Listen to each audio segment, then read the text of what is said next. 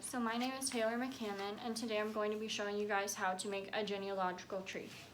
A genealogical tree is it's shaped in a tree, obviously, and it tells you who you're related to and how you're related to them.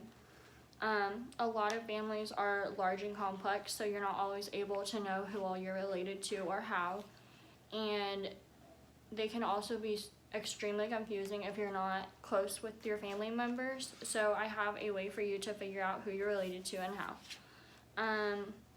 I have had multiple classes where I've had to do genealogical trees in my high school career, so that is how I have learned how to do them, and I also looked up a source or two to figure out how you're technically supposed to do them.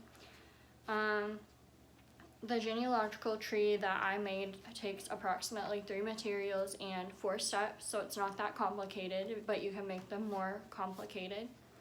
Now I will explain to you the materials that are needed and the steps you will need to take to make your genealogical tree. So before you begin making your tree, you will need several materials.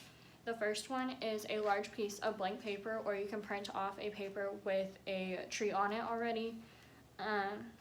Also, you'll need a pen or pencil, which would be something to write with.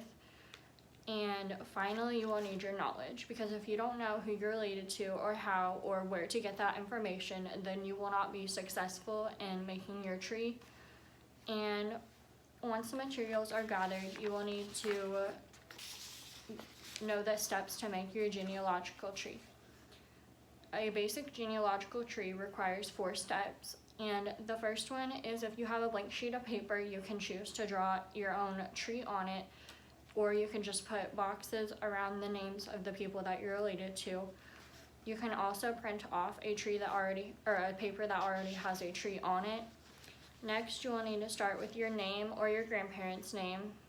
If you start with your grandparents' name, you'll work down your family tree, and if you start with your own name, then you need to start and work your way up from the bottom of the paper. You will need to fill out as much information as possible on your own, and if you are unable to fill out that much information, you obviously will go to your parents or grandparents, whoever is available to help you. And genealogical trees can be much more complex. It just depends on how in-depth you want to go with your tree and find out who all you're related to. I can go as far as great aunts, second cousins, third cousins. My genealogical tree is very simple. It has my grandfather Wesley and my grandmother Tammy on my mom's side, and then my grandmother Marcia and my grandfather John.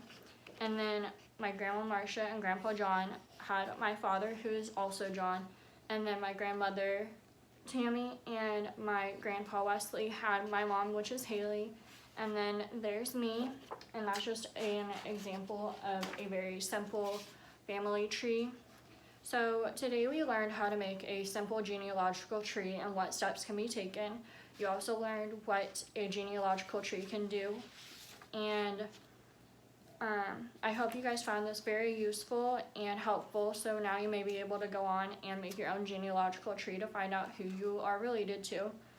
I researched and I found out that a genealogical tree once led to a suspected Golden State Killer. However, I don't know if it actually came out to be true or not. So I had 2 resources. One was for how to make a genealogical tree, and the other one was the source for the suspected Golden State Killer genealogical tree. And that will be the end of my speech. I thank you guys for coming, and here is my crowd.